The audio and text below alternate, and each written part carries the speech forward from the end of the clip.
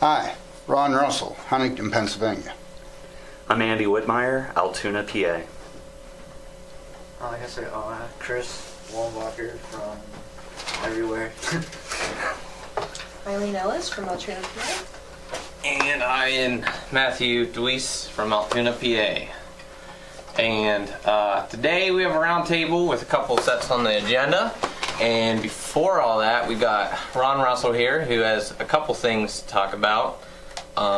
Things with just general the music industry.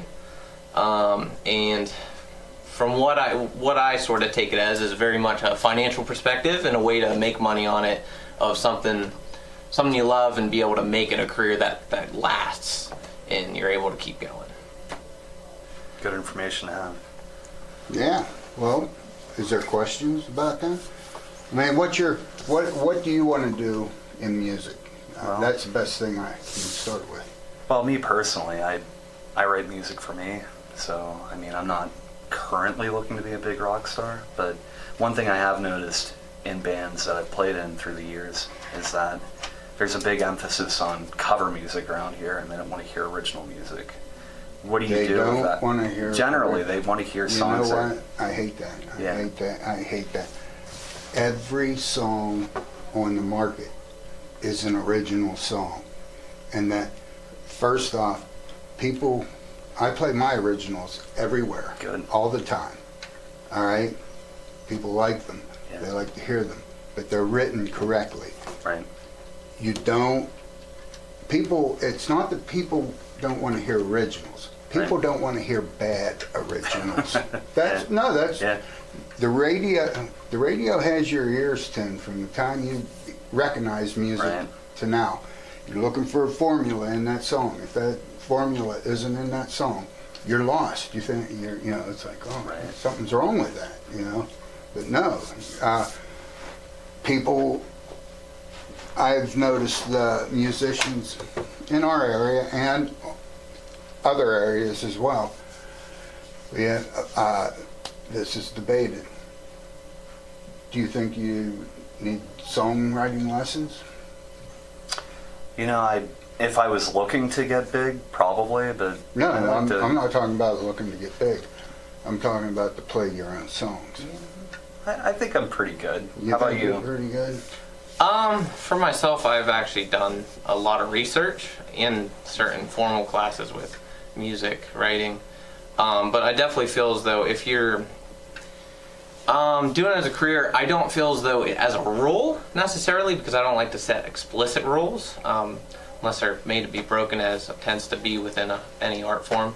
But from a perspective of writing something that you want on the radio, it seems incredibly important, including doing training on technique, being able to play your instrument, including your vocals, including your body, being able to keep up. And you really have to have that strength and know what you're doing. So you definitely got to put that time in. If your goal is to make us sustainable, I would say so. That's interesting. What about you guys? I just kind of wing it. You just wing it? Yeah, I just wing it. So you're not a songwriter? I mean, like, here and there, I mostly just play an instrument. I write songs instrumentally more than I do words. I do both. I've written like 25 songs in the last year. But you're probably talking the wrong guy, because I have the attitude if people don't like it, then fuck them. But if they like it, then great, But I'm not writing it for them. I'm writing for me. Mm-hmm. Well, that's a whole different ballgame. Yeah. What about you? I'm not a songwriter, I'm a song reader. A reader? Yeah, I can play music. Like, I can play good music in front of me, but I don't write it myself. So, I'm not a composer. Well, the music business is all about a song, all right? And if you're taking guitar lessons, did you guys take guitar lessons? I've never had a lesson in my life. Mm-hmm. Read books, but read books, nothing formal. But you guys learned how to play. Yeah. By ear. And by ear, and you practiced it. You got to hone your skill. And you got to learn to write a song too. And then True, you practice true. that, and you practice that. I mean, you can't, what's happening is people are putting words to paper, or words to music and putting it on paper and saying, I got a song, and nobody wants to hear it. Right. Nobody wants to hear it. Yeah. You know, if one person says, you know, you have no problem, because, you know, everyone has different tastes. You take it to a second person and they say, you better start thinking about this now. Right. Because, and then if you take it to a third person and they say the same thing, you know it's a song you wrote. You have a problem. You wrote yourself a bad song. So Yeah. you need people to like that song from the beginning, and that's why you need songwriting lessons. And, you know, I'm not here to tell you to take songwriting lessons. But I don't know how you're going to do it without, because you got to know the formula. I wish Cherie was here with us. Which I feel like the formula, as you say, taking songwriting lessons, I feel as though that's definitely a good way to go about it. That sort of confirms understanding, because the lessons, they test you and all that. But it's more just honing the instrument of a song. Writing a song is a whole process in itself that you learn, and you learn more of the language of it, of what's right and what's wrong, and not to say that there is right and wrong, but how to subvert those and what your goals are with writing those songs. If you don't have a clear cut, it's unlikely that you will be able to write good songs unless you have some sort of system for yourself. There's definitely been examples of musicians who were able to buck the trend. The minority, definitely, but they're still able to buck the trend with unorthodox methods, but in some way they still had their own system of songwriting. But those guys already make their name before they do that. It's arguable. You got like a band like Neutral Milk Hotel, who, that was a 90s band. No one's even heard of them until after late 2000s. They're doing something, they come out of the gate and everything works for them. They get a record deal, then they can start calling the shots. If that record made money, if that record didn't make money, Right. you know, and that's where you got to know the record industry. Of course, some problems exist in the industry where you have written an album that you wanted the record label to write, and they want you to continue writing something the same every time, you know, or Your publisher would be that guy. sometimes they pressure, you know, for singles and whatnot. Well, they're pumping songs out in New York, Nashville, and L.A. every day. Yeah. You know, Well, the thing I know that guys bothers me about the modern music scene is that I have a good ear, so when I'm listening to pop music, it doesn't matter if it's country or pop, rock, whatever you want to call it, it has the same progression, you know, like 1, 4, 5, you know, or whatever it is. It's like the same riff. It feels like they're repackaging the same melody in every song, and I guess maybe that's what people are looking for. I mean, what you're hearing right now coming out of Nashville is that, yeah, they get a song where they, you know, if it sounds just the least little like something else, they're going to go with it because you know that's something else, and you're going to listen to this. You see, little tricks that they do down there. Right. And but what is it you guys want to talk about? The money part? Not necessarily what we want to. I was talking to, we were talking, I'm just talking to the camera, just for the general. I was talking to Ron a little bit, just very, very general discussion. It wasn't really an objective discussion or anything, but just talking to Ron, I sort of picked up on definitely concepts of having goals. One good example of a goal is, you mentioned specifically 28. The number 28, I believe it was, or 30. It was either 30 or 28, I don't recall, of the age necessary. Oh, yeah, 28. Just sort of not tips and tricks, but a good example of just general concepts is the concept of you have to be hustling. You have to constantly be pushing and working hard to, you know, reach out as much as you can. One good example was you were saying about not old folks' homes, but for shows you mentioned specifically doing the big like VFW. I'm not sure if it's VFW, but You want to get corporate jobs. You know, every band in this area, you know, they focus on one thing. They focus on the bar owner. All right? And then, of course, the bar owner doesn't pay you enough money to play. You know, that's the next complaint. Yeah.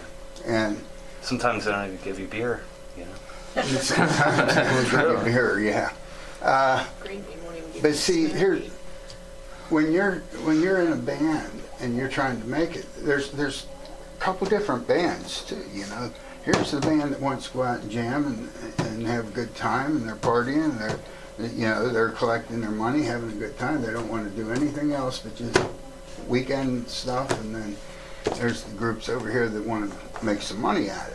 You know, and you've got to put a plan in place and market your band, and not worry about the bartender or the bar owner advertising for you. You got to build that yourself.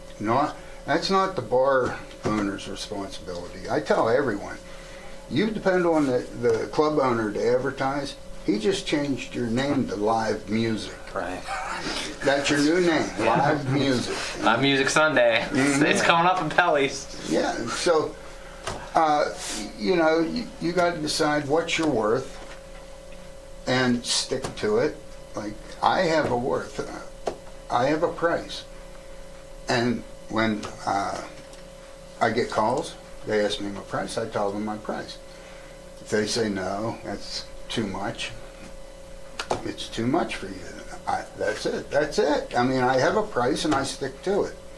And the bands around, I don't know what happened in the past 2 generations, but the clubs are paying right now what I made 40 years ago.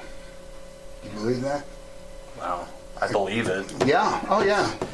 I couldn't believe that. You know, you got bands going out and playing for $100 a night. Yeah. Who does that? I mean, really? I'd rather sit on the sofa and, you know, pig out. Right. You know, you split that down 5 ways, you just made yourself $20, but you put that in the gas tank to get to the gig, you know? So, Right. And they got your $50 for drinks, you know? Right. So they made out. Yeah. No, you got to know your worth, and to figure out your worth, figure out what you got into it in time, in equipment, what it takes to move that equipment. I mean, that's if you're going to start making money, you got to know what you're worth. Run it as a business, Right. basically. You got to make the Band stipulations. is a business. Yeah. It is a business. Yeah. Which I feel like you really have to. Is a billion-dollar business. Yeah. Multi-billion. I definitely think that even if you're an artistic band, if you not necessarily if you have certain I'm trying to think of a word, possibly obtuse goals. If your goal is not necessarily to really put out music, make a living off of it, it's different. But if you just want to support your ability to do it, support your ability to get the equipment that you need to continually grow, because even in any art you want to grow at some point. And continue to build off where you're building. And finance, it's not even that if you're getting $100 for a night, that you did all that work, you drove there, you're paying for your gas money, you're paying for the equipment that you used and all that, you got to pay the PA guy, you got to pay over there. You just spent your entire day's time. You just spent 24 hours of your time, in addition to the practice that you did. So I feel as though you really need to be economical about your time. A good example is, which is sort of one of the first times I've seen like how it's done, so to speak. Rich Edmondson. I'll tell you what, he can knock them out cold calling. I've never seen a musician really sit there and cold call. And he has like a phone book, or it probably wasn't an actual paper book, but he just had a list of numbers. He called the number. Hey, want to see if the opening, this is my price. What's the next list? Hey, I have an opening, and here's my price. He just went down a list of a bunch of bars that he's probably never even heard of. Just to, because you just gotta shake them off and kick through it and really spread out as far as you have the energy for. Yeah, you got to do your part. You got to run your band as a business. Nobody wants to do that. Nobody wants the business end of it. but everybody wants to go out and play. I get it, I get it. I don't even think it's just goals. I think it's a matter of they don't know. Because no one ever tells you. Even if you go to a songwriting class, you go to a singing class, you go to whatever class, they're not going to teach you, okay, we're going to talk to you guys about cold calling. Here's something you have to do as a band. You're cold calling clubs again. There's more to music, more to bringing in. You got to have different income streams coming in, okay? Which that's a good point, too. When you focus just on that club, that's one income stream. That club. It may not always be there. Well, I'm not saying just one specific club, but you should have enough going on around your business, around your band business, to bring in merchandise, T-shirts, posters, anything you can get your name on, any branding you can do. Get all that stuff sold. Get these streams coming in. Sell your merch at your gig. You should be able to go to that gig and play for free. All right, and use that venue as a platform to make money. Yeah, even with bigger bands, most of their money comes from merch now. Definitely. Not just albums. It all comes from merch. And it adds sort of credibility to you. You go for a record deal, they want to know how much merch you sold. If you don't have that information, why are they going to invest $1 million in you? Right.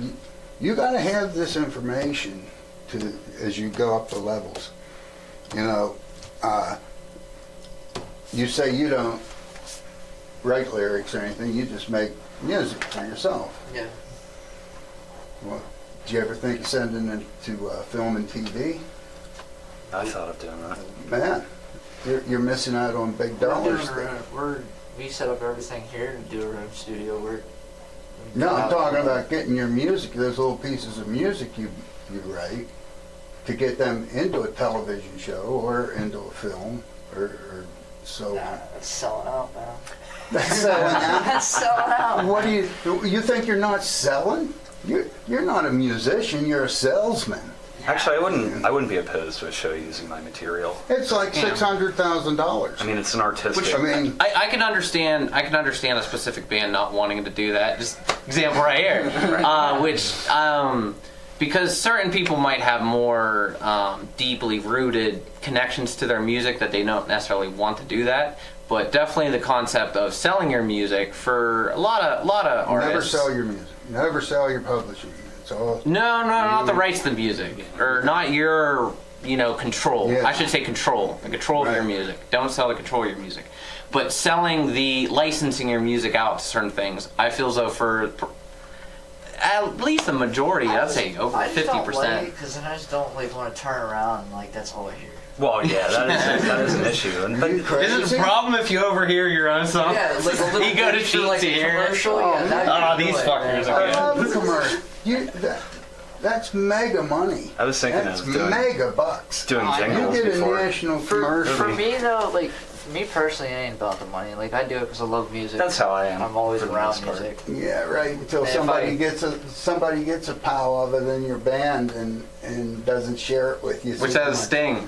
Yeah. Wasn't that what happened to Police? See how much money doesn't matter then. I hear that all the time. This whole business is about money. I know. I mean, from going in and getting that gig, here we're back at the venue. That's all about money. Which I think it depends on your goal, really, because certain musicians. That's why I sort of phrased it as music as a career, or not necessarily as a career, but music as a financial project. That still doesn't sound exactly what I'm saying. But it's the music industry. Yeah, but what I'm saying though is there are certain bands who their goal is not to necessarily become better musicians or make better music. They might have a message to say. Okay. That's their explicit, and they could use the financial aspects of making money and bring it in to keep them sustainable, to get a reach, to find that audience who is the person who they want to have that message. How are they going to do that without selling themselves? Well, it depends on what you define as selling yourself. For selling your stuff to another piece of art who they reuse your stuff, I can see a lot of people who really don't feel comfortable with that sort of thing. And then I could see certain people who are like this is my material, like I don't want to give it out. This is my material. They hold it sacred. And that to me is also fine because it's to some people it's their baby. Absolutely. Yeah. For instance, myself, I tend to anything that I make, I think it follows sort of like my programming, computer programming past is just open source sort of thing. I allow anything that I create to be open to be reused in any other project. They don't even necessarily have to give me credit. From a financial perspective, that's unrealistic. But I don't use my music creating as my tool of making money.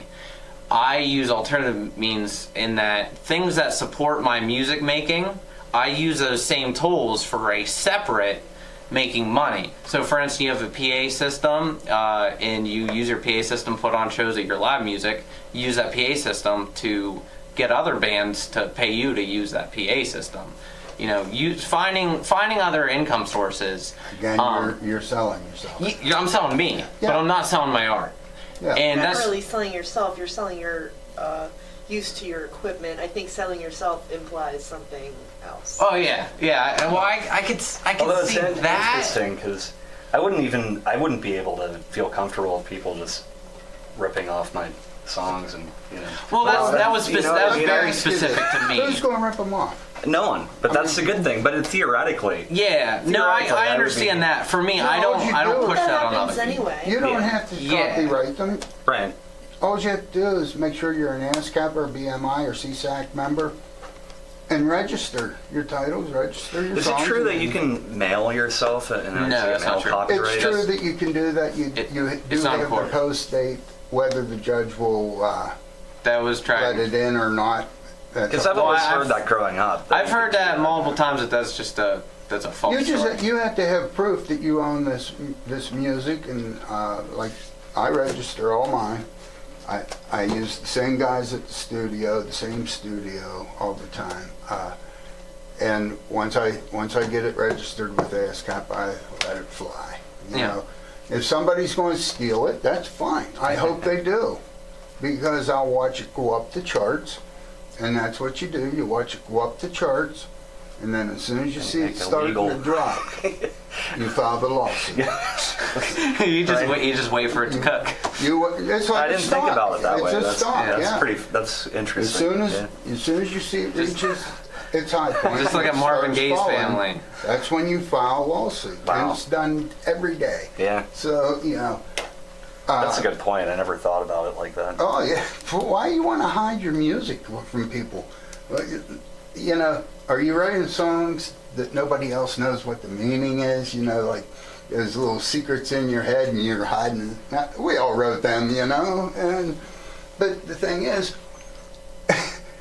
if your audience wasn't there with you, how are they going to know what you're talking about? Yeah, which sort of goes into what I was saying about using the tools and services, selling services that I can offer that's unrelated to my art directly. And I feel as though that's a great use of, if you know how to do something, charge money for it and help other people at the same time. You always help. You always give a hand out and a hand up, I should say. Always, no matter how far you go. And this whole business is made of relationships. Yeah. You got to know somebody to go somewhere, and It's that's all true. networking. A lot It of is. almost It is. all of it. I mean, it's not hard to break into, but you pretty much have to know somebody that knows somebody Yes. to get you into a room. Yeah, which I would definitely push for most musicians who are looking for that sort of thing to really try to reach out as many people as they can, not to listen to their stuff, to introduce them to you, and to really, know that person and just make a contact with that person that you can get a hold of them and say, hey, you know this area pretty well, and you know people in that area. I'm looking to do something like this. 90% of the time, in any case of anything we're talking about, a person will never do anything for anyone else. There's 10%. There's always that 10% of people who, you know, go out of their way to help other people, and that's great. But you shouldn't sit there and expect that to happen. Well, in this business, you better be helping people. I mean, Yeah. Well, I mean, it comes to yeah, an that extent, what's that you know? really? Yeah, No, but you have to Some- go out of your way to help other people. so, I've done that many times. And then some people will continue to want your help, you know, and they don't really do anything in return for it. So, you know, you just got to watch it like anything else. Music business, they'll cut your throat, but Yeah, yet it's they'll very be the cutthroat. nicest guy in the world, you know. So, I mean, it's like I said, people around here playing for $100, they're cutting their throats. I mean, why? Why?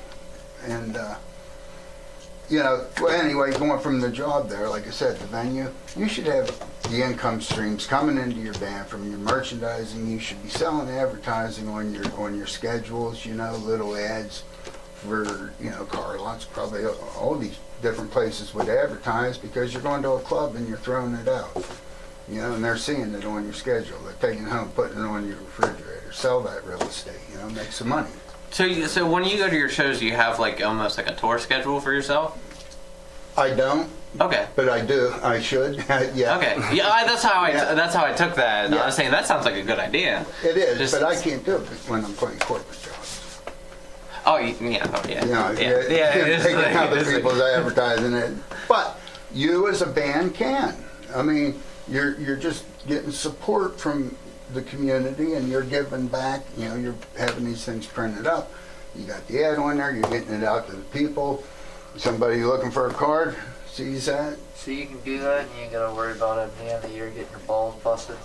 Oh, what are you trying to No, I evade the mean- taxes? No, yeah, like basically because No, you you're file your basically, taxes. No, you ain't gotta worry about all that. no, you do a, if you do anything, just, you're going to do it on your social security number. And you always want to file your taxes because Yeah. you can take everything that you need in your band, you know, your equipment, and you can write everything off, all your expenses. Basically like your That is true. true. You've got a business, yeah. Yeah. You can write off your guitar picks, your drumsticks, your drums, your PA system, anything you use in that band. Yeah. All right. It's business. Yeah. Yeah. Assuming you're tracking the income. But you have to basically prove an the same. income, right? Correct? Oh yeah, you're going to that's report. yeah. Yeah. Yeah. I mean, You can't when I just say got you're a musician and have Right. a bunch of Yeah. equipment and say, well, okay, I'm going to deduct this. a lot of Yeah. places now, once you're done playing, they're going to, you know, ask, who do I write the check out to? Right. I mean, because they're taking advantage of the write-off. They paid for entertainment. That's a tax write-off for them. Yeah.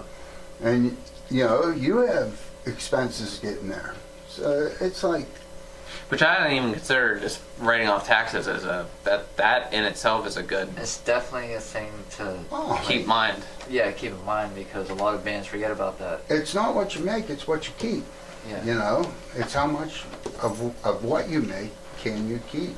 And, yeah, always file your taxes and deduct everything. See, I never even knew that. I've Oh, yeah. I've bled thousands of dollars over the years, not even Absolutely. knowing that. Yeah. Mm-hmm. Yeah, I get a receipt from Guitar Center every December when they, you know, they keep it all on the computer and they'll give you a receipt of what all you bought that year. Oh wow, that's And, awesome. Yeah, I mean down to your guitar picks, your strings, Wow. you know, you need them. Yeah. And, Yeah. and you're Business running a expenses. business, Yeah. I'm assuming that's not combined with typical job. They would do your typical income, let's say 40-hour a week income, separate. You couldn't deduct anything that affects that.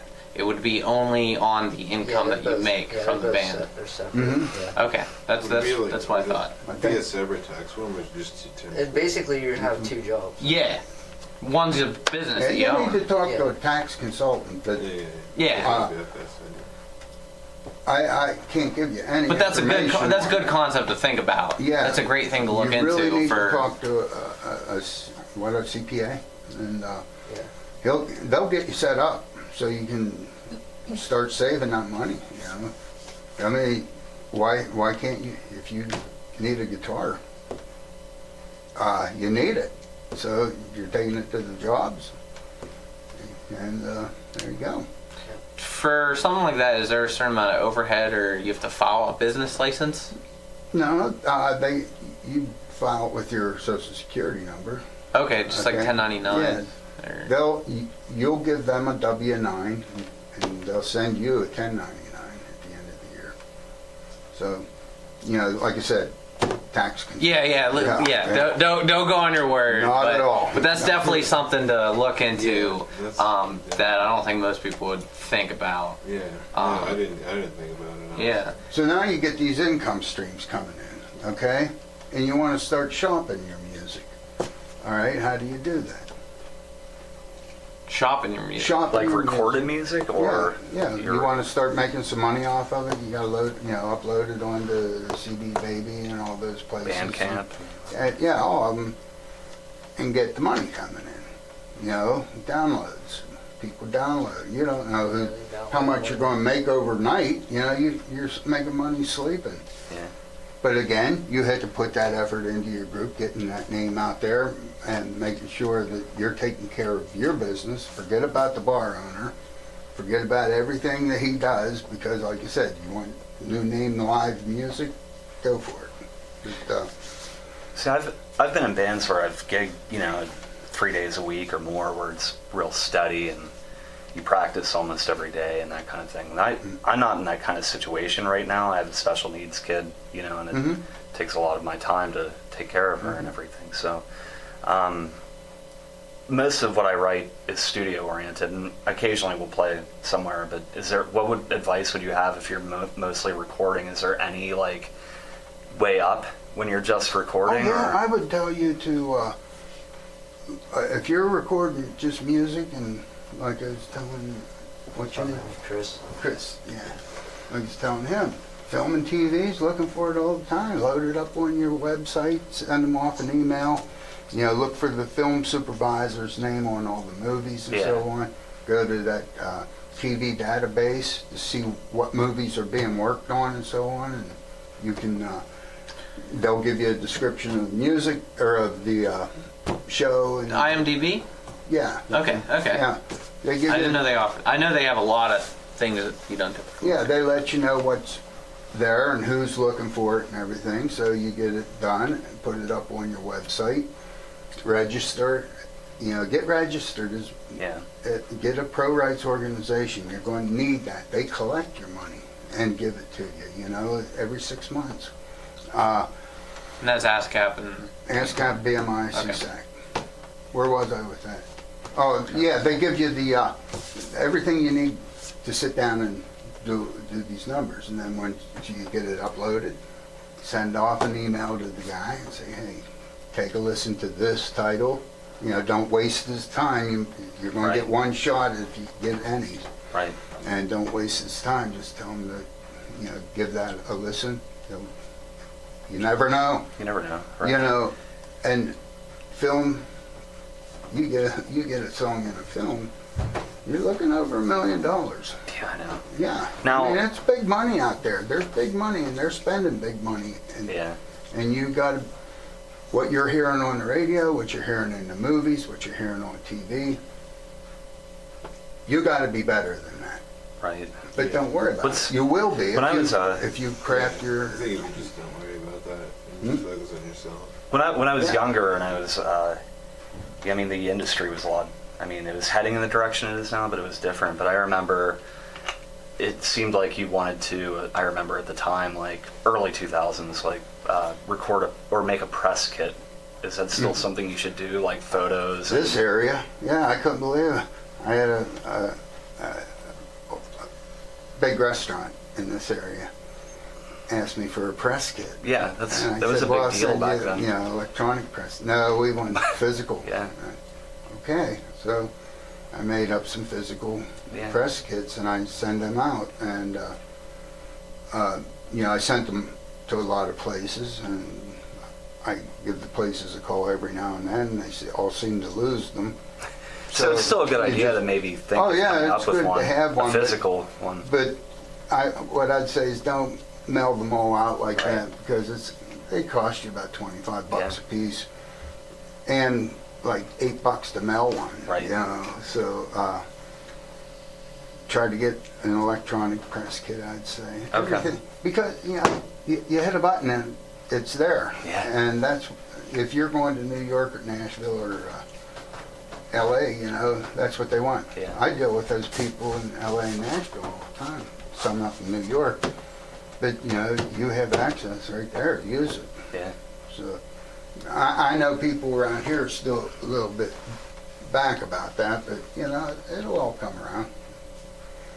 But, yeah, don't think that bar is the only place to make music. I mean, you could be out there making a living as a musician.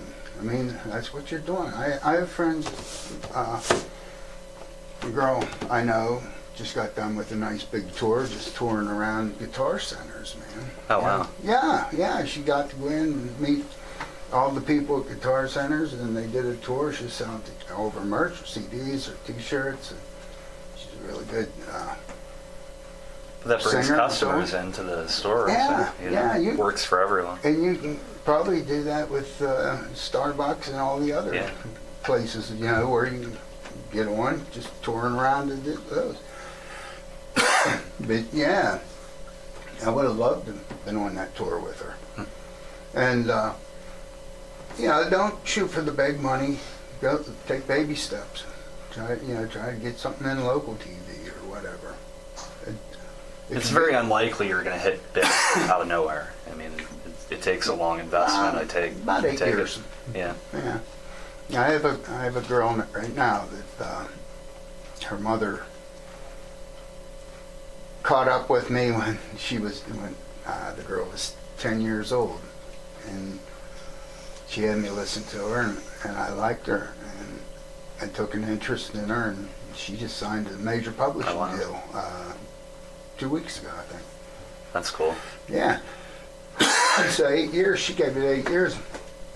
I don't know what, you know, how much she signed for or anything, but Yeah. I'll bet it's 300 anyway. Yeah. That's not Maybe bad. 100 because, Either way, I'd take 10,000. I'd take $10. well, that's Honestly. what I'm saying. You think about getting the downloads coming in, different income streams on your band name. You know, just fish it out. It's out there to be made. Anything that you basically can do, you should do, assuming that it's something that you're comfortable doing. If your band is that important, and You want it to keep like going. I said, if you're the Weekenders, I love those guys. You know, they're fun to party with. They're not looking for anything. You can go out and play and have a good time with them. They're great. But if you're young and you want music as a business, it's as real as going to work at the railroad or as real as going to work. It's at hard work. Burger King. It's hard work. Yeah. I mean, when I was touring 3 days a week, it was rough. I mean, I felt worn down. I liked it, Yeah. but I felt worn down. You are worn down. You get out there, you're touring, you're in the trenches, man. You know, each day you're sleeping in hotels, Yep. maybe if you're lucky. Yeah. Yeah. So, I was going somewhere with that too. Well, slipped my mind. Yeah. Do you feel as though there's any sort of false gold, in your own opinion, of where people really put in a lot of eggs in the basket, but I don't think that there are false goals. gold? Like Oh, fool's gold. Fool's gold. I couldn't think of it. Oh, I thought you just said a place where you mistakenly think like, oh, I gotta keep doing this, and it's just You're ends up wasting your time. Yeah, you're wasting your time. You're wasting your money. Such as, give me something to work with there. I know what you're saying, but I can't think of anything within music, which is sort of why I was asked a question. Like, well, good example is just something that you can put a lot of time and energy into. money into. What's that? A lot of time and energy and possibly money into that maybe won't give you the return that you're looking for. Yes. Right. Exactly. For instance, like going to college and like Okay, what majoring kind? in philosophy and not being able to get a Or majoring in music and Right. not like you being know, able to Or- get anything out or of it. you know what I mean. Or a Well, more I'll tell specific you, example would in- be. Oh, go ahead. In Go ahead. this industry, nope, your only guarantee is that there is no guarantee. Yeah. That's it. I mean, you have to have it in your gut. If you don't, I don't know if I would send anybody forward with it, you know, because it'll kill you. It's I mean, crushing, yeah. Yeah, I mean, there's so many things you could do. I mean, my journey, I've been everywhere. I mean, I've been to LA and New York and Nashville, and I've done all these things, you know, and I still deal with these people. But I'm at a point in my life where if somebody likes it and they buy it, fine. If not, fine. Right. I mean, I'm getting booked and I'm working, you know. I'm playing my songs out. Now, there again, when you play your songs, you put that on your set sheet. You set it, you know, email it to ASCAP and get paid for the performance royalties that you just, you know, made. Yeah. You played your song to the public. You get paid for that. Wow. Bam. Yeah. That's interesting. I didn't know that. Call independent radio stations. How do you Get think your Zeppelin song. made all that money? You get Zeppelin your was songs one on of those first radio. bands. Yeah. Do you see any common places where musicians really drop the ball and they just don't realize it? Oh, I see it all the time. Like certain tropes that just it's I see bands that just want to play music. They're rock gods, and you know that's fine. Nothing wrong with that. They're rock gods, and that's where they'll stay. You know, you'll leave town. You'll go somewhere for 5-10 years. You'll come back. They're still there. You know? They're still there. Maybe a couple different people from the other band, you know, and so on. But yeah, I mean, if you really want to make it in music, you got to be smart. You got to have contacts and mentors. You know, you got to be able to get in your phone and call somebody that knows what they're doing. You know, and that's and who can help you. my phone's loaded with contacts, and I don't give them out. But if I need to know something, I contact them and. Which that seemed go along. I interviewed Hate Grenade, which I mentioned last time I was talking to you, and they basically said very similar thing of just they make these contacts, and right off the bat they can tell that this contact they'll be able to help. They'll be able to mutually benefit each other Yeah. greatly, and sort of it's a new branch to go off of. And But you never rule out the other guy that you talk to either, because Yeah, he or she might know somebody, you know, that needs something that you have. So that's Be the whole building and idea don't of drop the- networking. Yeah, networking is number one in this industry, and you know I know that a lot of bands don't do that around here, and they're really missing out on a lot when you're not sharing the information that you know. So each group could be better than, you know, you got to keep making each group better. Which- That's the whole idea of the industry, to help each other get better. You're not, in cover bands, you're not really competing against each other. I mean, you're saying that you can cover this song the best. Well, okay, it's been done, and you can cover it, and every note's in place, that's fine. But But Yeah, see, that's the right. thing I was saying earlier is a lot of the bands around here are cover bands. They don't put any effort into writing original music. But to me, it looks like a dead end. You know, I mean, you're going to be... I mean, if That's you're what just doing people- covers, yeah, you're people just... want oh, it is. You're never going to go out of the town, you know what I mean? It's going to be No, you're going. your and- niche in the town. But, Yeah, that's the guys that, you know. but there's there's limited ambition, I feel like, with that. Which I've seen it done well. I forget the name, but they do like 80s, and they have the full light show, and they have the it's a big entertainment act. I think those guys are more like wedding singers. They're not interested in really making music. Of course, you have Weird Al Yankovic. Oh well, he's a whole different beast. But I mean, you can make a living at cover bands. no, not saying. Well, that's what I'm saying is that they're not. Their goal is not really to be like, oh man, I'm such a musician. They're like, I'm doing a wedding show. We got this corporate event. We got this wedding show, and they just really, really hone that skill of entertaining, superficial entertainment. Mm-hmm. Not saying negative, but they're just doing covers, and they do them really well. They're great musicians. They have great equipment. You're talking about the touring entertainers. Yeah, I've only pretty much. Yeah. Yeah, I've seen a couple who've been around. I don't think they stick around here or do many gigs around here, but there's one at least that did a benefit show, and then I think another one who did a different benefit show. Well, you know, it's great that they come through town and, you know, make a little money to move to the next town, make a little money. But doing covers is what they do, and that's what they do well, and they're making their money at it, and they're happy. So that's... So I think it's a separate... Yeah, it definitely is. But it's still building that as a business, because I wouldn't be surprised if they have side projects that they're doing their artistic. I'm sure that they're all writing songs, and they just, you know, don't know what to do with them once they're done. Because that's a big mystery out there. What to do with your song when it's done. You know, can you get it on radio so you can collect... Remember, the writer and the publisher gets paid for every spin on the radio, not the artist. It's advertisement for the artist. It's the writer and the publisher. They get the performance money.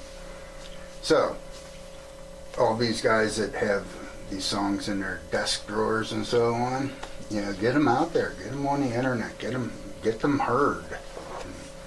You know, you never know. Which going into that, I read I forget the band. There was an old '90s Canadian band that was just doing a thing of like top 10 things to do with your bandmates, just to keep consistent.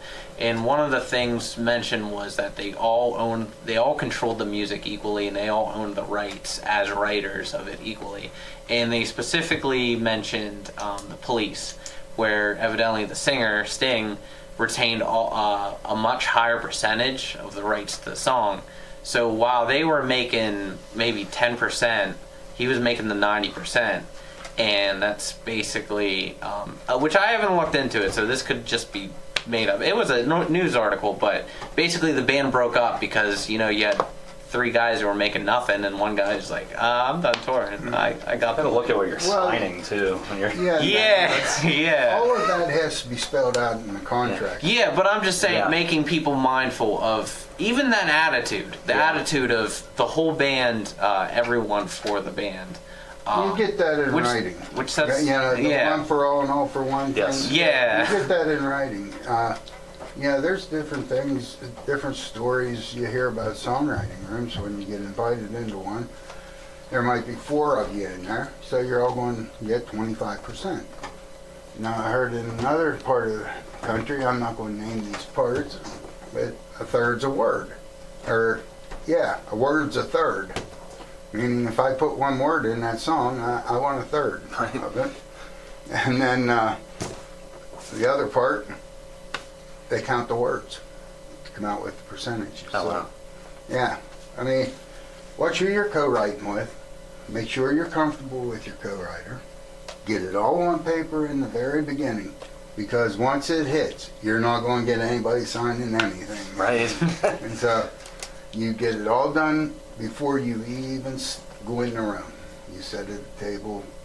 A contract is just you sitting there saying you get this much, I get this much, and we're going to do it this way. You know, everybody puts their thoughts and everything into it. I'm not saying one guy does all that, but it spells out the whole thing. And then that way down the road, when there's trouble, which there's going to be when the money starts coming to it, you pull the contract out and say, there it is. There it is. And, you know, anything you do in the business, get a contract. But you're saying something about paying for something over and over and over that you're not really using. Put your time and effort into something that you're not getting anything The fool's gold thing? Oh, Yeah. just basically where people are putting a lot of energy into this one specific part of the game or whatever you want to call it, and they're just that part doesn't benefit you. Which I could see it as just the fact that they're not exploring these other revenues. Is there anything that's a waste of time? Yeah. When you're a band, what are you doing that's wasting your time? For instance, a band who never makes an album or doesn't claim their copyright, they just tour and they write a bunch of songs. They're consistently writing songs, but they're not like making an album. They're not recording any of the songs. They just keep making them songs and might just fizzle out. That's insane. Well, yeah. I've been in a couple bands. It's insane there. It's like you might get a good piece of work, but you end up going nowhere. As a band, you mean? As a band, yeah. See, another thing that people don't do around here is they don't put together a band contract too. Right. And you need to do that. Bobby Borg has a good book out on that, where it tells you everything to do, everything to put in a band contract, so that you know what your goals are, and if somebody's slacking, you pull the contract out and say, there it is. So, and you don't have to worry about hiring and firing and so on. If they go against contract, they know they're done. I mean, it's pretty simple. If you wrote songs within that time, that's fine. They get their share. If you guys work the songs, the band works the songs. I'm sure the person that wrote the song with you isn't going to give you any. I mean, I don't know anybody that's going to turn money away. No, don't you play my song. Because you play it at your performances, he gets paid. If it gets on radio, he gets paid, Yeah, that's how it works. What about what would you suggest? Is it viable if you wanted to, for instance, not do the band thing, but you wanted to write songs for other people? Oh, like what kind of? Done every day. Yeah. Like you're not even. I do that myself. You're just writing the lyrics and the chord structures for other folks. Yeah, you come to a point like. How do you even approach that? Like, how does that work? Songwriting lessons. When I first joined NSAI, it was crazy because I won an award back in, I think it was 2002. I wrote the CD in '99, so it was 2002. The Entertainment Indie Association. I won both writer artist, or golden writer artist and silver writer artist of the year that year, and never took a songwriting lesson in my life. Yeah. It was one of those ones where I guessed on and I guessed right, and then I got the fever to go to these camps and get educated on songwriting, and once I did, you learn a lot. But do you say if you already know how to write the songs, or what? Assuming that part, how do you network to how do you approach another band, and do you just look for bands that are looking for writers, or how does that? Like when a band wants somebody to write a song, how do you make a band? Yeah, or any, but yeah, I guess more of a successful. A major label band. Say if you just want to start doing that, you look for their publisher, find out who their publisher is, and then you try to network with the publisher. Okay. So he pitches that to the band. I see. Okay, but you got to have it. Right, you got to have the chops for it. You got to have it in the first verse and chorus. Yeah. Because that's all you're going to get. It's all the time. It seems like when you talk about the songwriting courses, do they put a good emphasis on just concepts of the ASCAP and the BMI and those systems and how they correspond together? Or is that just you pick it up as you go? Yeah, it's all everybody knows everybody, and I mean, they're going to ask you. Because originally I was taking the songwriting courses explicitly not literally, but chorus. First you do a chorus, then you do verse. like the mechanics of writing a song versus the structure and arrangements and things like that versus the mechanics of selling that song or the business of owning that song or things like that, or do they? The business of pitching that song. Okay. Never, that word sell. I mean, you can sell your songs. Yeah, you can do that. They've been bought before, and like crazy. And Willie lost a lot of money over that, but he needed the money then. But you just pitch your songs for licensing. The publisher, if the publisher likes it, he'll license it. Then you get your mechanical royalties off of that, which is 9.1 cents. I think it still is per song per album.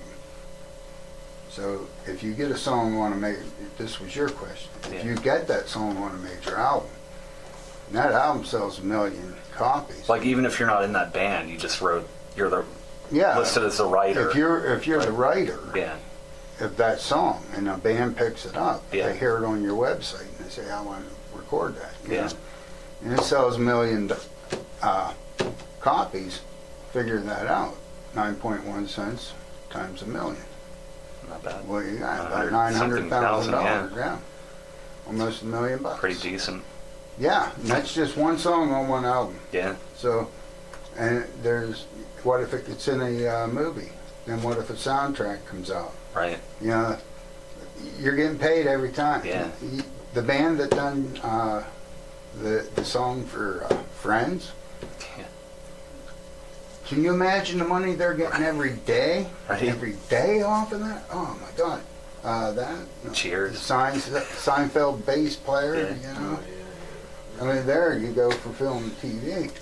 That bass line in Seinfeld. Yeah, That guy gets paid every time. It's iconic. Yeah. Do. Yeah, when I worked using at, I did an internship at ASCAP in LA, and I did those cue sheets, where I'd get out and plug in the time that everybody had on last night's TV shows, the music in there. Kept track of everything, and now all these other stations, what do we have? How many channels? 200, 300, 400? They're all places you can send your music to see if they can use some of it, Right. And Now, what about working around the record labels? Is there any viable way of writing them your out of own. the equation? Yeah. Oh, yeah. Yeah, start your own.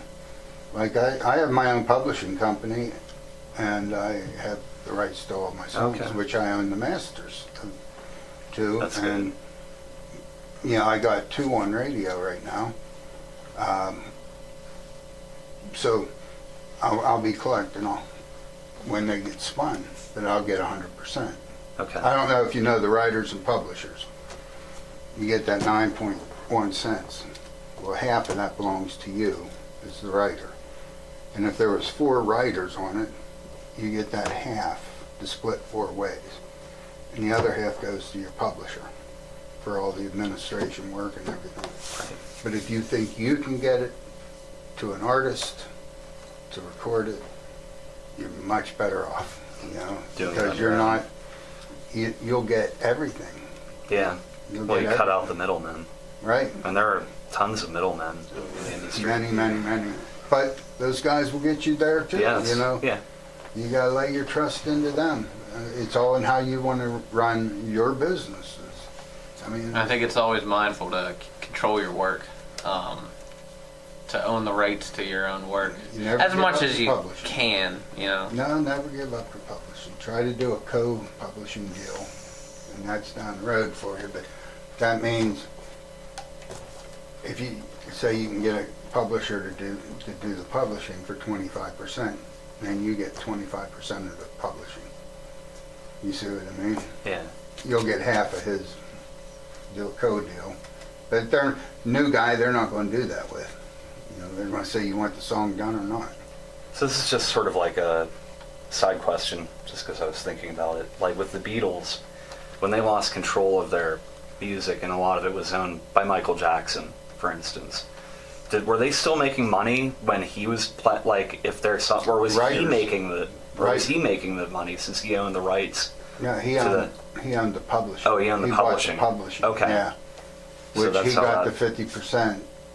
Yeah, he got 50% of everything. Right. And the Beatles got the other 50% Okay. to split 4 ways. That's Right. what I was just saying. Yeah, Yeah, he bought the publishing, so he owned the catalog, and what a wise buy. it was. I mean, what an investment. Yeah. That's They good. lost it anyway, but Yeah. yeah, the more you have, the more you lose. So. The more they want you dead. Yeah, with mine though, I like I said, I'm on some independent radio stations, collecting small checks for royalties, and, but it's money. It's out there making money, and people are enjoying it. That's good. So- yeah. If you're going to be in the music business, I guess you got to go to work. I mean, every day you have to be doing something in your business to further it. Every morning I work on mine, and then I rehearse in the afternoon, and write at night. So you're always busy. Yeah. So if you let your guard down, you're not going to go anywhere. Like I said, 40 years you'll come back and everybody's going to be jamming again. Yeah, but that's fine. That's there's nothing wrong with that if that was your goal.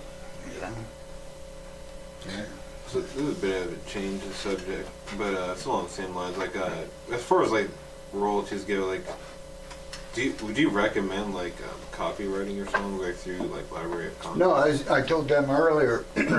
I don't copyright. I have a couple of mine copywritten. My catalog has about 100 songs in it, and just a couple of them are copywritten because they were co-writes, and we had, like I told you guys, do the paperwork first.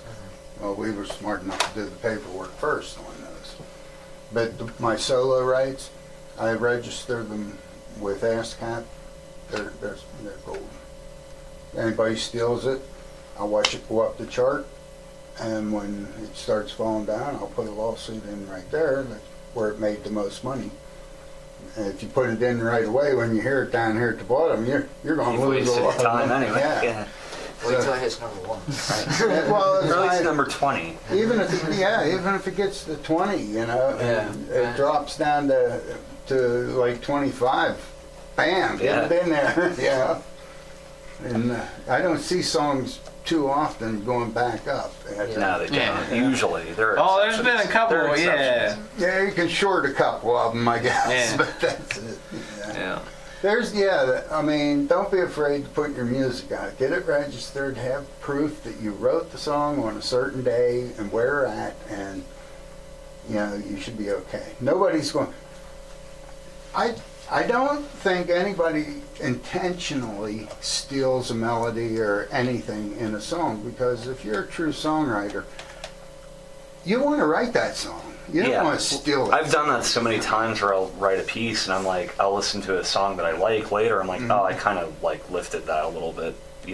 I must have nipped It's that a bit. okay to Yeah. lift, Yeah. some things in some songs, like Yeah. Lennon did with Whiter Shade of Pale. Yeah. Led Zeppelin with every song we did. Yeah, well, Lennon, while everybody was listening to the Beatles, Lennon was listening to Procol Harum.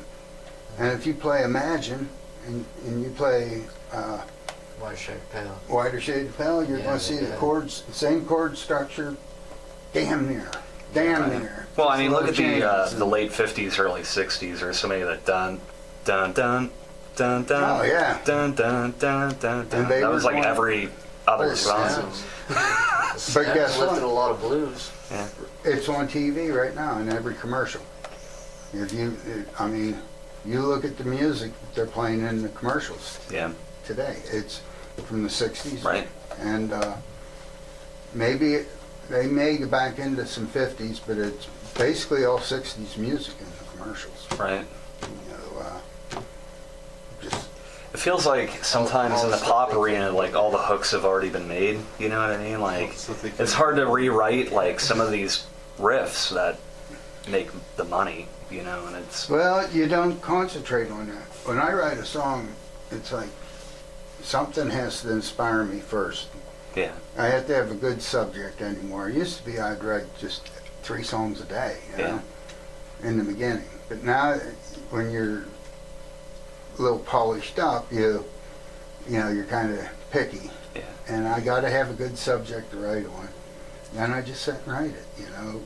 It takes hours sometimes, but, you know, you get your first draft and always remember, songs are never written, they're always rewritten. Yes. So once you get that first draft, you're pretty good. And you go down and see. I've had songs where it wasn't even the same thing. I know. At the end. I know. Yeah. Yeah. Yeah, it's like It's fun going back. Like I'll turn on the cell phone, record something like a riff that I've come up with, and then like 3 months later, after the song's fully developed, you go back and you're like, wow, that was that riff. Wow, that's weird. The way I played it then, it's a little off. Yeah, I went somewhere in this. Yeah.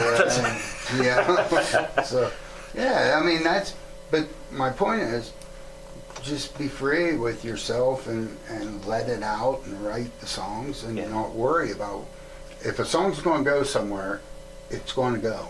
I mean, it will find its way. And I truly believe that.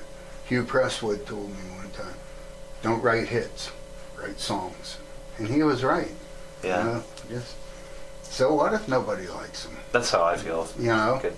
But so what if everybody loves it? Right. You know, it's the same thing. See, I'd rather. I mean, you're happy about having somebody, but if someone doesn't like it, it could be because it's written wrong. It Right. could be for many reasons. It could be that you're disguising something in there that you don't want the public to know. And the first thing they do is they pick that out, Right. you know? And Although in a sense, like I feel like, once you reach a certain level, it's almost better to be hated than people apathetic and don't even know who you are. they know you. You know what I mean? Like if you're I don't hated, remember it. at least there's a feeling towards your music. You know, one way or the Yeah, other. one way or the other. I never thought of it. I think like it's a good. You don't want to be in the middle. Yeah, I never thought Underground of as it. well. Oh yeah, they hate me. Yeah.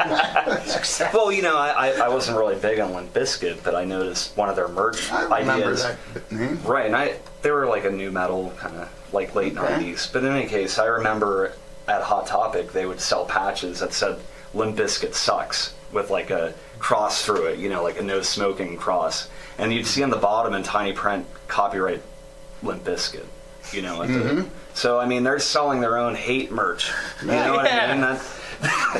I don't like the band that much, but I admire that. I like about that. Yeah, it's great. They're making money off of They're it. making money off people who hate their music. And the people that hate the music are still advertising their How band. brilliant is that? It is. It is really brilliant. That- Exactly. I mean, you got the people that like them, and you got the people that don't like them. You're selling to both. Yes, exactly. Exactly. You got. You got to diversify. I think that's brilliant. I really do. I'll have to mention that to Bobby. Bobby Ford. Get started on that project. Yeah, see, he's a marketing professor, and I had him in when I was out in L.A. for a class. But he's a good guy. Never thought of that. Man, that's good. Oh, good. That's I'm glad good. Yeah, I learned something there. Awesome. Get them, if they hate you, get them to buy it. Right? Get them to buy Still it. get them to buy off, yeah. Now you're selling to everyone. Yeah, everyone. yeah, that's brilliant. It's hard to get that pathetic, though. Right. Well, yeah. that's No why one's you gonna don't buy want shirt it. that is a guy. I don't feel either way about Limp Bizkit. Yeah, just get a I'm pack. indifferent towards Yeah, I don't care. You won't buy this because my band name isn't on here. And then at the bottom has your band name. Yeah, you hate my band, so don't buy this. Yeah, I think that's great. But yeah, I mean, that's what you want to do if you're going into music. You know, it's hard. It's not Gotta easy. be clever. And you What? gotta put in hard work. Remember that it's as real as going to work at the paper mill. So when your dad tells you, What go are get you a gonna job. do with your life? I want to rock. So, the thing is, you'd flip him out if you say, I want to rock. No, actually, my dad played in 2 bands. You throw him a business plan that you made up and say, I want to rock. Bam. If my kid do that, I'd send him to L.A. in a in a heartbeat. In a heartbeat. He's getting there. He wants to do it. And he's writing some pretty cool songs. And, yeah. That's what I'm going to do he with my may be kid next if he for ever me. comes around there. What's that? So I'm going to do that with my kid if he ever comes around to that. Yeah. Do the music. Well, you can't force it on Daniel. No, you can't. No, I It's mean, a I just natural play at the house, like I do my own thing, and he'll come up around. That's what my 5-year-old daughter. She just comes up and she like plays my piano keyboard and she'll like strum the guitar and she looks for the positive reinforcement. Yeah. You're like, yes, Yeah. good job, and she like gets yeah. I mean, Yeah. No, it's like And that she- feeling on stage, when you do a song and you know that everything went right. It was just there, and yeah, the yeah, crowd knows yes. it, and you know it. it, and that feeling is great. It's priceless. Yeah, I mean, you're working your music. You're not being a glory, huh? It's like there, bam, in your face. We did it right. The whole thing, and they're applauding you. Yeah, that's it. That's where you want to be. And that's with your songs too. You want people to like them, although you're going to get some patches made now. Here, this one's for you. But you have to be prolific enough to be hated. Yeah, that's true. There's only a certain threshold, I think, where that works. Yeah. Unless you have that one guy who's just like, get off the stage! Like, whoa, you got $1. You gotta just do something radical to be hated, I think. Yeah, you have to have some sort of controversy. Yeah. Make ones that say, I very much disagree with. Well, Yes. I'll tell you, my advice for you guys is if you want your music heard and you want to pitch it to publishers and you want them to pitch it to artists, make sure that everything is right. Don't skimp on anything. I'm your competition. The radio's your competition. Everybody wants that cut. So just do it right. If you're not sure of a lyric, your lyrics, remember, opening line has to be killer. Has to be a killing line. Second line has to follow that line to get your interest. First line gets your interest. Second line keeps your interest. You write into the chorus, meaning you're guiding your audience into that chorus. And get that. That's where you push the clutch in. You're not writing it anymore. You're just doing the chorus, getting the melody, having some fun there. Then you're going to pick the story back up from the end of the first verse with the first line of your second verse, right to the chorus again. See what you did? You Yeah. wrote to the chorus, then from the chorus to the chorus. I like to throw a bridge in after that. Yeah, you either do Change a little you up. can do a solo, and a bridge, or a bridge and then a solo. Yeah. Then throw your chorus at the end. Bam, there's your There you go. structure. Yeah. There's your structure. There's your song, and keep them 3 minutes or under, because radio. Yeah, radio. That's important. 3 Yeah. minutes or under, because if it's a short, I think like. that's I love 2.5 minutes. Under 10 minutes. Well, make sure they make sense. We get I mean, lost in the songs. No, make sure they make sense and make sure that they're written correctly. If you can sit down and read your lyric and it reads like you're reading a book, you got it right. Yeah. If you have to stop and think, oh, what's that? Says your audience. You just lost your audience. Right. So it has to be right. And then you get it recorded. Go to a pro studio. We have Delaney here. I use Delaney. I mean, I use a Nashville. Which Delaney? Dave Delaney does. Dave Delaney, yeah. Yeah. Data services? Yeah. Data music. Yeah. Oh, okay. When I can't make it to Nashville, I'll go into. Does he have set prices? Yeah, Like, what's he's his really range? reasonable. He's like, I don't know. Like an hour? Yeah, an hour. He'll book you an hour at a time. Like, well, it's like I'm not sure, just general range. What do you mean? It's like, what's his, like, just Isn't general he like 40 an hour or 50? I mean, that was years ago. I can't Yeah, remember. It was like that's 50. when I got a free it- session there one time, so I don't know how much it I is. think it was like Yeah. 50 an hour. I don't know exactly what it is. He gives me a good deal. Yeah. I definitely, Yeah, that's one thing you're going. you'll get deals with people that you work with, you know. Yeah. And I you definitely build- feel like minimum get it mastered from someone else. If you're gonna record in your home, which a lot of people that might be all they can afford, Mastering's so hard. That's don't right, you I'd know? love to do that. If you're gonna mix your own stuff, always get some professional to master it because they are there to fix the things that you don't even know about. Which I can understand. You know, the goal is to get it professionally recorded, professionally mixed, and professionally mastered. I mean, But you look at really- minimum. Like, yeah. I mean, Radiohead mixed. I think. Well, they did have a producer, but I think they kind of all work together. Well, here's the thing when you're pitching your songs. Okay, you can do your studio version, which is cool, Right. and you can send that in, and you can do a guitar vocal and send that in. I mean, they know if there's a song there. Right. It doesn't even Right. need the elaborate production. Right, If it's but here's the thing. You take in a guitar vocal, you take in something you recorded at home, and I walk in and I just had all the A-list musicians on mine and done it at a studio. Which one's going to get more time? Which one do you think? Just whatever catches your eye. That's it. Yeah. That's it. There's no right or wrong. I mean, but chances are they're going to listen to the well-produced one. Right. And the guitar vocal. Okay? That's, if you're going to record something like that, I would just So go- basically, anything you pitch, I would, as yeah, much as you can. yeah, I'd go either super guitar vocal, you know, studio guitar vocal, James Taylor types, you know, so it's good. And I would either do that or the third one. I do the third one every time. I can't lie.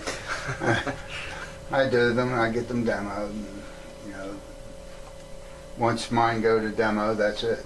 That's the way it is. And I have good many that I think of. Wow, I should have rewrote that. Right. And then I go back and listen to some of them that I wrote in the beginning and said, wow, that's pretty good. I was writing good then, you know. Right. Sometimes you don't even realize. It's Until great to later. get back Yeah. because I see how quickly I'm writing now, you know. It's all commercial. Yeah. I'm writing, and in the beginning it was more for me. Yeah. And yeah, I'm waiting for that song to come up again, you know, the one where I can just kick back and really write what I think and Yeah. get it right. Yeah. Yeah, you know, Would you be able to go through that structure again, as far as like writing songs? Sure. 'Cause, like, I actually have to for get me, going.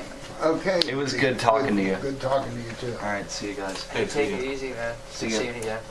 See ya. For me, I used, like in high school, I used to write freelance poetry a lot, Mhm. and I always been like inspired by music, but I never knew how to like turn my poetry into a song because I never really had a structure. Okay, well, your structures, make sure your first line's killer, and make sure your second line follows suit, you know? First line has to get the attention, second line has to keep the attention, so they're both as important as the other, you know? All right. And then tell a little bit of your story there. You're writing from the verse into your chorus. You see what I mean? Okay. Yeah. With your first verse, you're writing into your chorus. So when you get to the chorus, you're not telling any more of the story. You're just like pushing the clutch in. Right. And you're trying to get a hook in there where everybody's going to sing along, right? And then, but it has to match, you know, it has to Right. go with your, like I said, you got to read this, and it has to read like you read in a book, and or a poem or whatever. So you wrote into your chorus. Now you got to write from your chorus down to your chorus. Okay. Okay, your first two lines are going to come from the first chorus. Your second two lines of the verse is going to Into the take one. you into the next chorus. Okay. And then you'll put your solo or bridge. And the only time you want to put words in a bridge is if you have something to sum up. If there's something in that story that you didn't quite get to, you couldn't say, Right. you say it right there in the bridge. That's very important. And if you're going to have a lot of songs where I do anyway, where I write everything pretty much I want to say in the verses and the chorus. Right. And I can get away with just the musical bridge, and they're really cool. Yeah, because I have a hard time with that bridge when you're setting up a bridge to get that perfect, and to get it perfect, you're going to rewrite it. I don't know how many times. Jason Bloom wrote one of those Backstreet Boys songs, and it's on his doorbell because it paid for his house, but he rewrote it many times. I forget the name of the song, but yeah, he said he put it on his doorbell. I would too. Yeah. I would too. Yeah. Paid for the house, so there you go. He was from up around this area at one time. Yeah. Was he the producer or was he one that performed? Jason Bloom, no, he's a songwriter. Okay. He wrote with Diane Warren and many. He has many hits. Nice guy too. Dr. Luke and Sync. I knew Dr. He wrote the Backstreet Boys and wrote a couple of Britney Spears and Wait, what was his name? Jason Bloom. Oh. Huh. You can go to his website. I must have gotten mixed up with. JasonBloom.com Okay. and BobbyBorg.com. Kesha? What's that? Is he producer for Kesha? Oh, you were saying writer. Never mind. Oh, no, I'm thinking he's producer. I believe he might He work may with produce. Dr. Luke. Yeah, he may produce. I don't know. I know that he. I know the producer of Britney Spears and then Kesha, and I thought it was the Backstreet Boys was Dr. Luke. Jason has a unique way of writing. He writes with no instrument. He writes everything in his head, and no instrument at all. And then when he goes to the studio, he sings to the musicians what he wants to hear. Kind of really cool to do that, I think. I couldn't. Hey, I work with a bunch of big guys, so they know what I want. And that's what happens when you work with them for a long time. So, any more questions? I guess I'm trying to just build a following. I'm doing my own thing as John Peacefire and also in Bad Economy.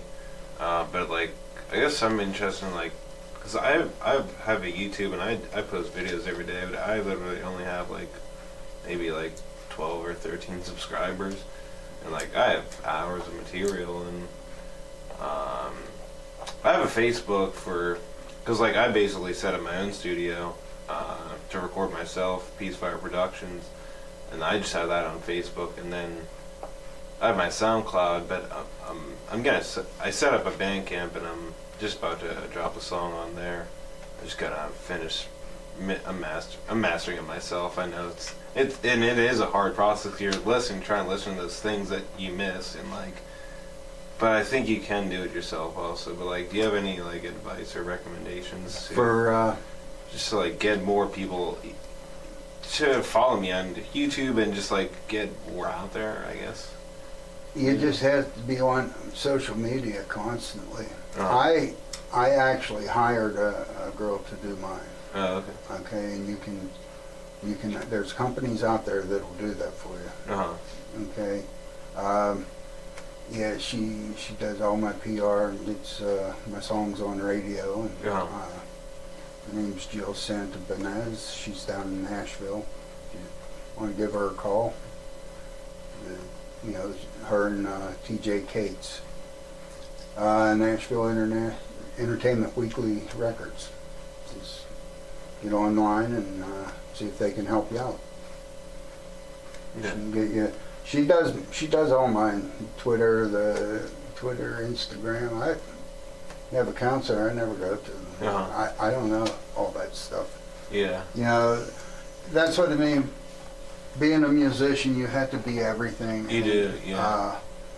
Like with the social media, I just come to a standstill with that. I come to say I don't want to learn anymore. You know. Yeah. Like I just made a web page for myself because I figured like, well, I'm not because like I've had my YouTube for a year now, and like I mean I haven't been posting every day for a year, but recently within the last few months I started trying to post videos every day at least. But then recently I was like, well, this kind of seems to be not working. I think maybe it'd be better to have a web page and then just have like links to YouTube, Bandcamp, and like SoundCloud, and it's all right there, you know. Did you go around and like one record company pages and like their pages and so on? No, I haven't done that. Maybe I should do that. Yeah. With Altoona's music scene, so our biggest way of getting more people to come to our thing, basically, I just look for people with profile pictures that have instruments in them, and then then they'll usually just like, hey, like my band page, and I'm like, oh, okay, we're looking for band pages. I'll like that, share them, and then they like our stuff, and then they share our stuff, and that's how it's done. It's like fast-paced networking. If you want them to hear your music, I would go like a lot of record companies, indies, majors, it don't matter. Okay. I would look for publishers' pages and go in there and like those, and just anybody in the industry, along with film and TV supervisors, music supervisors. Get it heard. I mean, they have interns, and their job is nothing but to sit and listen to music all day long. Mm-hmm. And when they come around, your name is there. Hey, this guy likes our page. Well, let's see what he does. Mm-hmm. They give you a shot right there. Mm-hmm. You never know what's going to happen out of it. Yeah. If they like it, they're going to call. Mm-hmm. If they don't, they're going to maybe come back. But you'll never know. Mm-hmm. But they are out there doing it. I do that job where I just sit and listen to music all day. That's what they do, yeah. Which No, with I the believe it. I just need that job. with the social media, you really got to bring it to them. There is a certain point where you can sort of, as you were saying, regularly post stuff, but that's once you already got a user base and you got the ball already rolling. Before that, you have to bring it to every person, sort of not shove in their face. I guess it's a matter of how much you want to shove it in their face. Just liking their stuff and saying, hey, do you want to like this? I feel is a nice subtle way of doing it, and especially going after specific people who that's their job. That I haven't thought of that, and that does seem like a great. That is a good recommendation. Yeah. Well, yeah, I mean, they're out there. Yeah. If they have a web page up, they're out there to listen to music. Uh-huh. All right? They can't listen to it on your time basis, but Yeah. say if they're in traffic, I don't know if you ever saw traffic in LA, but you stop for hours. Jason used to listen all the time while he was in traffic. And a lot of those A&R people do that. Uh-huh. And then they have the interns there all day long listening, checking out bands, seeing what you're doing, seeing how your web page is, seeing what's, Uh-huh. what you put into yourself, because that's so important that bands in our area don't realize. If you're going to go in for a record deal and you want them to put $250,000 or $500,000 into your album, what do you have to show them? That you can sell a t-shirt, that you can sell a keychain, that you can do a show, Yeah. You got to have the material done before you go. And everyone thinks there's a guy in a three-piece suit and a cigar coming around and saying, here, sign here. Yeah. No, that's not happening. And most of all, get to the music cities. Get to Austin, get to Atlanta, get to LA, get to New York. New York's just 5 hours away. Uh-huh. Get to these places and get some. Go around to the restaurants. Get gigs. They'll book you. Uh-huh. Go in and ask if they book. Uh-huh. Do your own work. Nobody's going to do your work the way that you're going to do it. Yeah. That's the best advice. Yeah. That's it. In this business, like I said, I do my music business every morning. Oh. when I get up. About 9 to 12, and then I get away from it. And I rehearse in the afternoon for a couple hours, and do some gigs and so on like that. I have a pretty good life, doing what I do, and I enjoy what I do, So that's what you have to do. I mean, you can live as a musician. Just know what to do, Get a plan. Put a plan together and read it every day and say, did I do that? Did I get that done? Yeah. And if you didn't, sit down and do it right then and there. Uh-huh. Because, like I said, nobody's going to take care of you like you will. Yeah. That's the best advice I can give you. Uh-huh. Especially in this, and know what you're signing. Read everything. Yeah. Take it to a lawyer. Have the lawyer read it. Uh-huh. There's a lot of sharks out there. Yeah. I met a guy at a seminar, about, I don't know, 5 years ago or so. He paid a plugger $10,000 to plug his song. And, nothing ever happened. But, so, what's that tell you? He paid $10,000 for one song. I couldn't believe it. That's when I was paying $200. Oh my God. Yeah. So there's everybody in the business will take your money. Just know who the good ones are. Yeah. And they're out there. Going along with what you said about you said specifically going to the music cities. Yes. I've been finding, sort of parallel that, although it's obviously not to that degree of actually going there and, interact with people. We've been working on a project, which we'll have to discuss in a little bit later, talking to sort of getting contacts within, specifically Pittsburgh. I've been finding a lot more that they're sharing of Pittsburgh, and then finding more of those Pittsburgh bands and basically breaking into the Pittsburgh area. And that's just an example of not necessarily, there's a music scene there definitely, but just even doing it from the, what you can do. All right, you're talking about doing it in a regional basis. Yeah, just even going into the, find a contact who is in Nashville, friend them, and it'll have friends of friends. And, you have to be introduced into that. Yeah, for a lot of people you do, which with the social media, you have to sort of know how to introduce yourself in certain ways and sort of, not be mistaken and sort of have the understanding of what the reason why you're like friending them or sending them a message. So it's very much different from like, going up to a person, shaking their hand. Instead, it's some weirdo person sending you a friend request. But to a certain extent, it does genuinely get you those connections. And well, one way to introduce yourself is go to their websites, whoever you're looking for, record companies, publishers, vocal instructors, whatever. Go to their website, introduce yourself in their messages. Tell them what you want. They check their website messages every day. So, you can develop a relationship that way. yeah, it's just, I'm just saying specifically it's different from meeting them directly because you have no amount of, you came out of nowhere, essentially, versus... You have to be in, that's why I say in the major industry, you have to go to the towns. I mean, because you gotta have a presence. People know you. Once you meet people, you gotta keep going back and showing your face, or they forget you. I mean, they're no different than we are. I mean, how many people have you forgotten? You meet them once, and oh yeah, I know that guy. Yeah,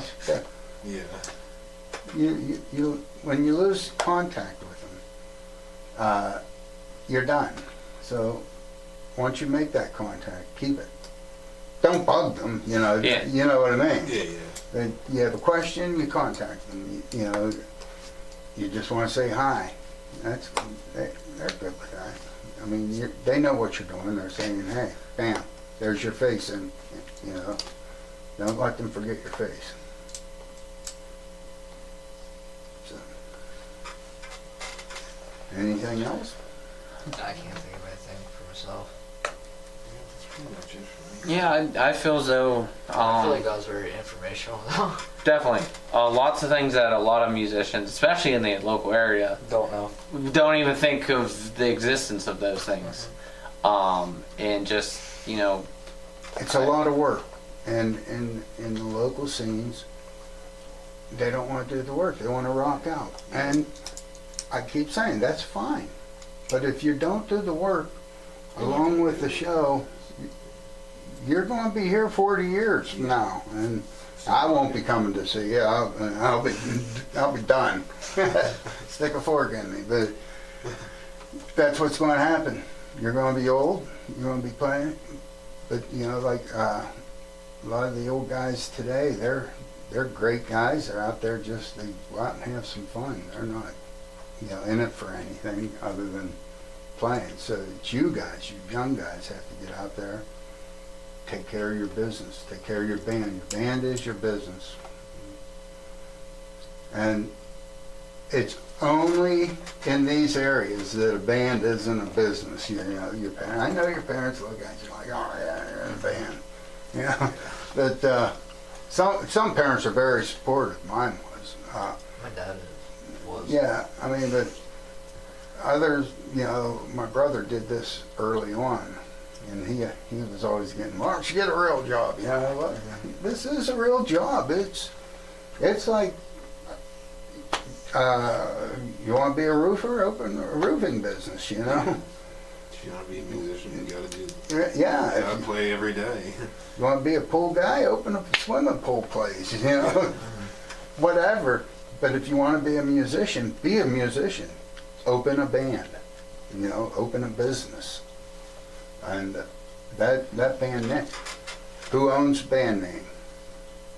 Bam, there. That's major. The band, just like we said with the contracts, the band should be the one that owns Has it. to be in your contract, Yeah. because what if I have asked you guys, hey, I'm putting a band together called the Picture Frames. You want to be in it? Yeah, I'll give you 25% or whatever, And then down the road, we start merchandising that name, Picture Frames everywhere. Don't buy this. And then here comes the royalties in from the licensing off of all that. Who gets it? The person that owns the name, Yeah. because they were smart enough to copyright the name. That's what happens. That's where a lot of bad blood comes in, because you didn't do your homework in the beginning. So just make sure, if you're going to do this, talk to people, read books, get information on the net. definitely. Now I'm just pointing to the people who is watching. Is this live or something? No, it is not live. I didn't set the live, but some people will be watching it later. I promise you. Well, Yeah. I don't know if I helped you guys or confused you, but No, definitely. No, I think Oh you no. got Yeah. I mean, it's Great. like, the main thing is know what your goal is, what you want out of this, and it can be. Just don't be afraid to go into the towns and make yourself seen. Get a bunch together. When I hit them, I was all alone. I knew nobody. I was dropped off in Hollywood at 2 a.m. Yeah, that was a trip. In Nashville, I rolled into that town on my own. And same with New York. So it's better to do it with your friends and so on, but what I'm saying is don't let that stop you. Yeah. You can roll into those towns. I rolled in alone, you guys can too. And you'll make contacts.